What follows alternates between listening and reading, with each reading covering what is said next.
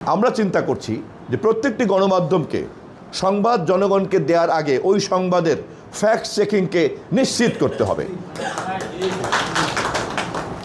সেটা যে ধরনের গণমাধ্যমে হোক না কেন, ফ্যাক্ট চেকিংয়ের শর্ত পূরণ করা ছাড়া কোনো সংবাদ যদি বাইরে প্রচারিত হয় তাহলে ওই সংবাদ প্রকাশকারী সংশ্লিষ্ট সকলকেই আমরা আইনের আওতায় আনতে পারবো।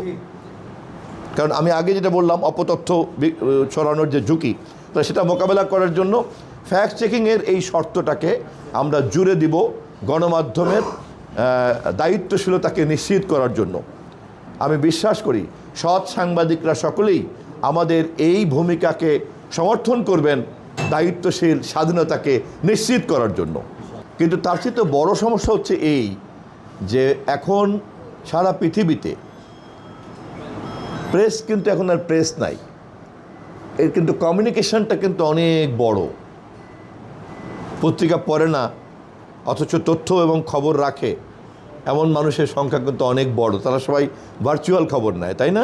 সবাই ডিভাইসে খবর নেয়, সারাদিনে হয়তো একবারও পত্রিকা টাচ করে না।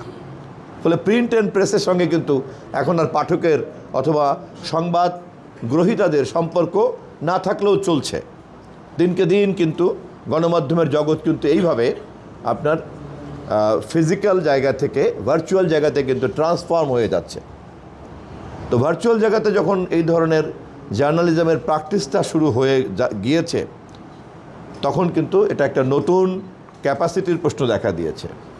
তো প্রেস ক্লাবকে আমি বিনয়ের সঙ্গে অনুরোধ করব যে আপনাদের এই ট্রান্সফরমেশনের সঙ্গে মিলিয়ে আপনারা ক্যাপাসিটি বিল্ড আপ করার চেষ্টা করবেন।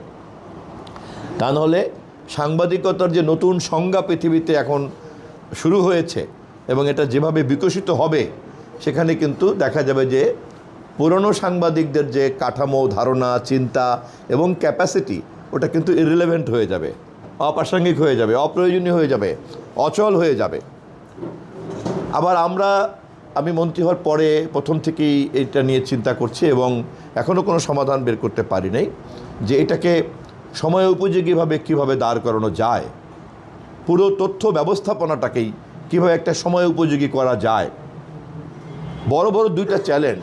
একটা চ্যালেঞ্জ হচ্ছে পুরনো, সেটা হচ্ছে অবাধ তথ্য প্রবাহের ক্ষেত্রে সরকারের পক্ষ থেকে বাধা। ফ্যাসিবাদ যখন ছিল তখন স্বাভাবিকভাবেই সে তথ্য প্রবাহটাকে তার মতো করে সে নিয়ন্ত্রণ করতে চাইতো। সারা পৃথিবীতেই ফ্যাসিবাদ তাই করে। আমরা জনগণের ভোটে নির্বাচিত সরকার, আমরা বুঝি যে গণতন্ত্র প্রতিষ্ঠা করতে চাইলে গণমাধ্যমের স্বাধীনতাকে নিশ্চিত করতে হবে। আমাদের নেতা তারেক রহমান তার নির্বাচনী ইস্তেহারে এবং 31 দফাতে পরিষ্কারভাবে কথা বলেছেন এবং মন্ত্রী হিসাবে মাননীয় প্রধানমন্ত্রীর সেই প্রতিশ্রুতিকে বাস্তবায়ন করাই হবে আমার প্রধান লক্ষ্য এবং কাজ।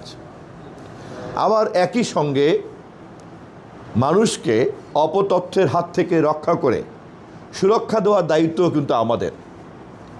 স্বাধীনতা আছে বলেই ফেসবুকে যে কেউ অশ্লীল কথা তো বলতে পারে না। স্বাধীনতা আছে বলেই কিন্তু ফেসবুকে কেউ অথবা সোশ্যাল মিডিয়ার যে কোনো প্ল্যাটফর্মে যে কোনো জনপ্রিয় পত্রিকার লোগোকে নকল করে অথবা আর্টিফিশিয়াল ইন্টেলিজেন্সকে দিয়ে কারো চেহারা দিয়ে মিথ্যা তথ্য ছড়ানোর এই ক্ষমতাটা দিতে পারি না। অতএব তার মানে হচ্ছে যে স্বাধীনতাকে আমি যদি একটা দায়িত্বের সীমানার মধ্যে আমি যদি না আটকাই তাহলে স্বাধীনতার নামে একটা নৈরাজ্য তৈরি হবে। অপতথ্য এবং বিকৃত তথ্যের মাধ্যমে সমাজ, রাষ্ট্র, রাজনীতি ধ্বংস তো হবেই, এমনকি নানান রকম বিশৃঙ্খলাও তৈরি হতে পারে।